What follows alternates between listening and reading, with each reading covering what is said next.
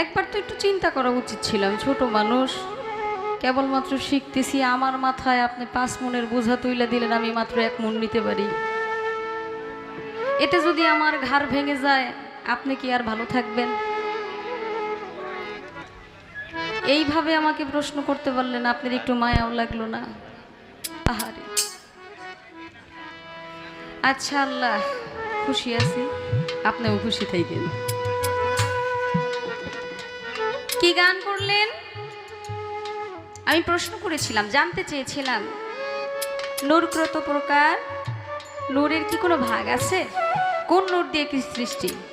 অত্যন্ত চমৎকার করে তার গানের মধ্যেই সকল মীমাংসা হয়ে গেছে।